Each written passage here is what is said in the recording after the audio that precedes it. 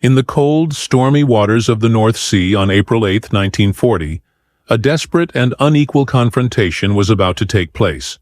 HMS Glowworm, a British destroyer weighing only around 1,345 tons, found herself cut off from her fleet, alone in hostile waters. Fate placed her in the path of the massive German heavy cruiser Admiral Hipper, a warship more than 7 times her size, displacing about 10,000 tons, and armed with a far greater arsenal. Admiral Hipper carried 8 8-inch guns, 12 4.1-inch guns, and a battery of 30 mm weapons, each capable of devastating destruction. In comparison, Glowworm could bring to bear only 4 4.7-inch guns, and a modest range of secondary weapons. The imbalance was overwhelming, yet what followed became one of the most remarkable stories of courage in naval warfare. Glowworm's journey to this fateful meeting had already been marked by difficulties. Days earlier, one of her crewmen had been swept overboard during rough seas, and while searching for him she had lost contact with the rest of the British force. Adding to her troubles, her gyro compass had failed, forcing her to rely on the less accurate magnetic compass. By dawn on April 8 she sighted what at first appeared to be a lone destroyer, but as the morning light revealed, it was part of a larger German force. Almost immediately the encounter turned hostile. Glowworm opened fire, and soon the sea erupted into a chaotic battle. Despite her inferior firepower, Glowworm charged forward with determination. Shells from Admiral Hipper ripped into her hull, setting her decks ablaze and sending plumes of smoke into the sky. Yet her crew continued to fire, refusing to back down. The larger cruiser unleashed salvo after salvo, but Lieutenant Commander Gerard Roope, Glowworm's captain, refused to surrender. Realizing his ship could not win in a gunnery duel, Roope made a bold and desperate decision. As Glowworm closed the distance, it became clear she intended to ram the German cruiser, using her own destruction as a final weapon. In one last act of defiance, Glowworm turned toward Admiral Hipper, charging at full speed through smoke and flame. The two ships collided with immense force, shaking both vessels and leaving a lasting mark on the German cruiser. Glowworm was fatally damaged, but in sacrificing herself she demonstrated extraordinary bravery that would later be recognized even by her enemy. This desperate clash in the North Sea was not only a dramatic naval duel, but also a testament to the resolve of smaller ships and the sailors who manned them. Glowworm herself had a short but eventful history before this final stand. She was ordered under the Royal Navy's 1933 construction program as part of the Gallant-class destroyers built at John the Thornycroft and Company in Woolston, Hampshire. Launched on July 22, 1935, and completed on January 22, 1936, she displaced 1,350 long tons standard and up to 1,883 long tons when fully loaded.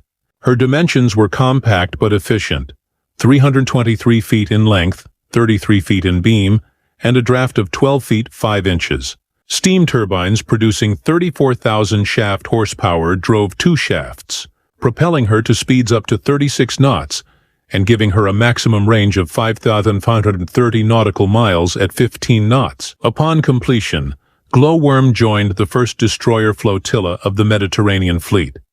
She performed a variety of duties, from escorting convoys to ceremonial missions, such as accompanying King Edward VIII on his cruise in the eastern Mediterranean.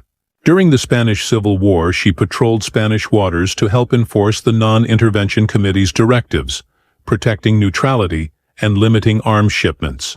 Like many destroyers of her time, Glowworm was not immune to accidents. During night exercises, she collided with her sister ship Grenade, though repairs were swiftly carried out and she was returned to service. By the outbreak of World War II in September 1939, Glowworm was stationed at Alexandria. In October, she and her flotilla were transferred to Western Approaches Command and sailed back to Britain, escorting convoys and conducting anti-submarine patrols in the Atlantic. Her speed and armament, though modest compared to larger ships, made her valuable in protecting shipping lanes against the constant threat of German U-boats. Glowworm carried not only her main guns but also depth charges, anti-aircraft weapons, and torpedo tubes. She was even used as a test ship for new quintuple torpedo tube mounts designed for 21-inch torpedoes, and could carry as many as 35 depth charges, making her versatile in both offensive and defensive roles. Toward the end of 1939, Glowworm was moved to Harwich to join the 22nd Destroyer Flotilla for further patrol work in the North Sea. In early 1940, she suffered damage after colliding with a Swedish ship in thick fog, an accident that required repairs in Hull. Once repaired, she rejoined the home fleet at Scapa Flow. On April 5th, just 3 days before her final battle, she was assigned to escort the battlecruiser HMS Renown during Operation Wilfred, a mission to lay mines in Norwegian waters to disrupt German access to vital resources. The situation in Scandinavia was tense, with Britain and Germany both seeking to control access to the region's iron ore supplies. Hitler launched his invasion of Norway on April 9th, catching the British off guard. British commanders, cautious not to violate Norwegian neutrality without clear evidence of German aggression, had kept most of their major fleet units at a distance, focusing instead on the safety of vital convoys destined for Britain. Smaller naval forces, however, operated closer to the Norwegian coast, laying mines and scouting for German activity. It was within this tense, uncertain environment that Glowworm found herself isolated, and it was there, in the grey waters of the North Sea, that she sailed into her final confrontation with Admiral Hipper, an encounter that would etch her name into naval history as a symbol of courage against overwhelming odds. During the operation to intercept the German invasion force, fate dealt Glowworm and her crew a series of cruel blows. On April 6, 1940, in the middle of a violent storm, a torpedo man named Ricky was swept overboard into the raging sea. Despite the storm, Glowworm's captain could not bring himself to abandon the man without a search. He requested permission to leave the main group and scour the waters, and though it was granted, this decision would separate Glowworm from her companions and change her destiny forever. For 2 days the destroyer searched in vain, her crew straining their eyes against waves that towered higher than her decks, but the missing sailor was never found. Eventually, the reality of the North Sea's fury prevailed. Ricky was gone, claimed by the elements, and the ship had to abandon the search. Yet by then the destroyer had lost contact with Renown and the rest of her escort, and the furious weather, worsening with each passing hour, isolated her even further. The sea raged so fiercely that Glowworm was forced to crawl along at less than 10 knots. Then disaster struck again. Her gyro compass failed, robbing the ship of its most reliable means of navigation, and the crew had to rely on the old magnetic compass, an imprecise tool in such weather.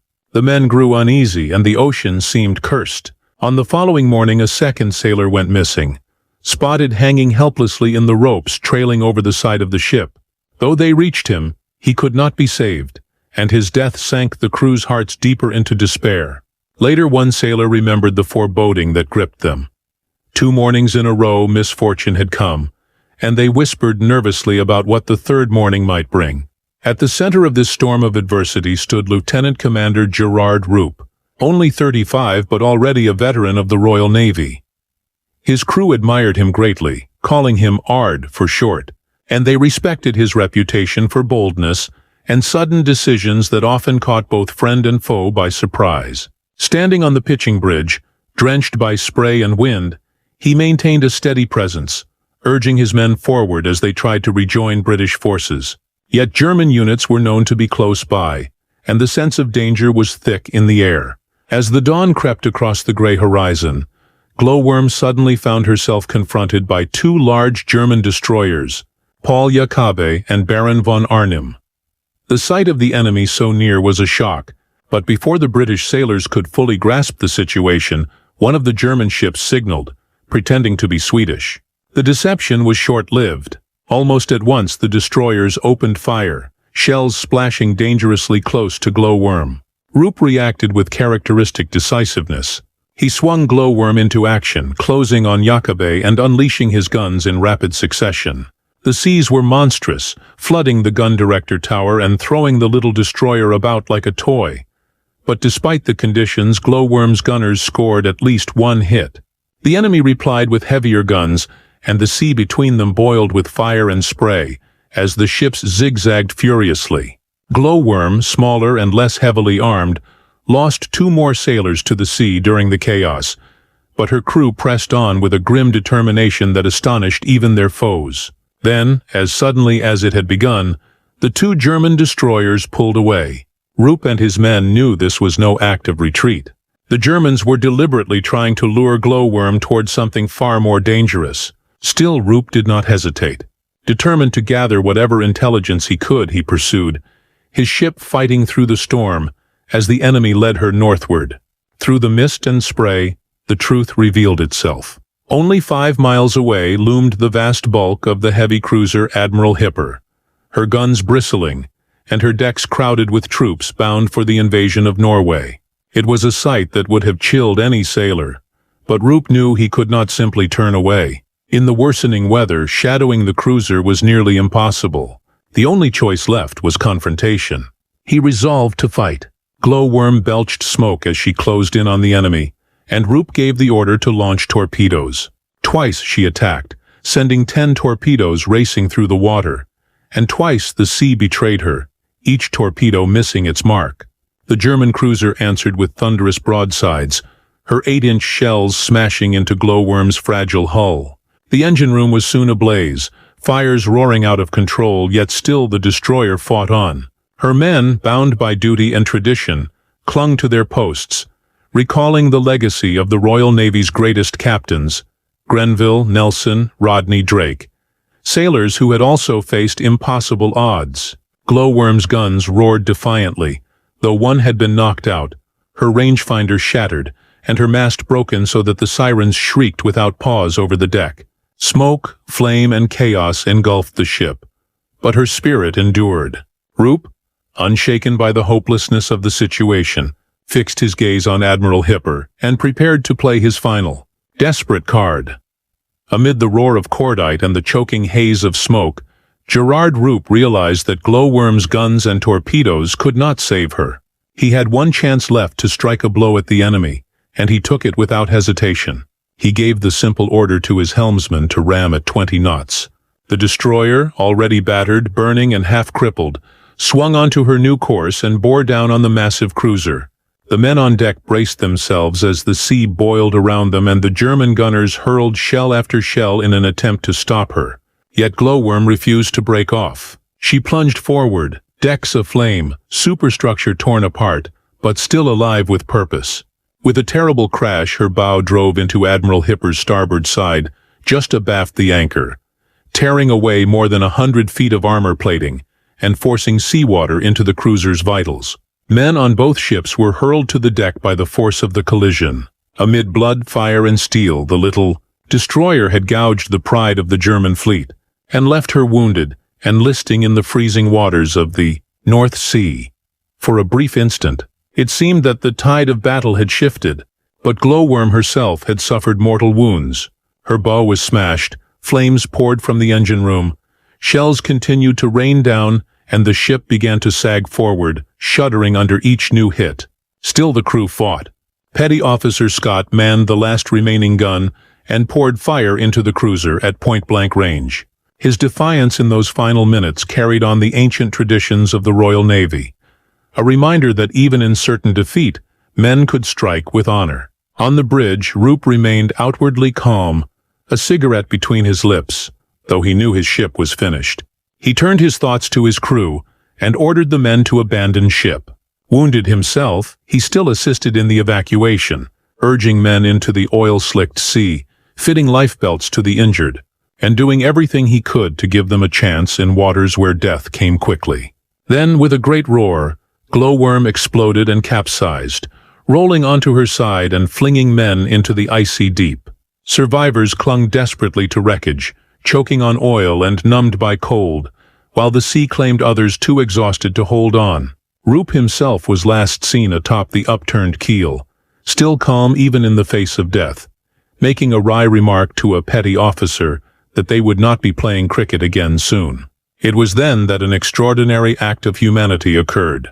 Captain Helmuth High of Admiral Hipper, despite being the enemy and in the midst of an invasion, ordered every effort to be made to save the British sailors.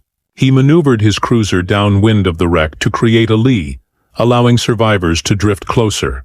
German sailors and soldiers threw ropes, hauled shivering men aboard, wrapped them in blankets and worked their frozen limbs to restore circulation. Many British sailors were already too far gone, slipping quietly back beneath the waves when their strength failed. But 31 men were pulled to safety. Among them was Lieutenant Robert Ramsay, the torpedo officer, the only surviving officer of Glowworm. The Germans treated their foes with respect, even admiration. Hay himself was deeply moved by the courage he had witnessed. In an act almost without precedent, he sent a carefully worded message through the International Red Cross to the British Admiralty recommending Roope for the Victoria Cross. Roope did not survive. Exhaustion and the bitter cold overcame him even as he tried to save others. His body was swallowed by the North Sea, but his legacy endured. When the war had turned, and the fighting was finally over, the London Gazette published the official award of the Victoria Cross to Gerard Broadmead. Roope. Lieutenant Ramsay received the Distinguished Service Order, and 3 ratings, including Petty Officer Scott, were awarded the Conspicuous Gallantry Medal. Glowworm herself lay at the bottom of the sea, but her story became one of the great legends of the Royal Navy. Even her enemies honored her.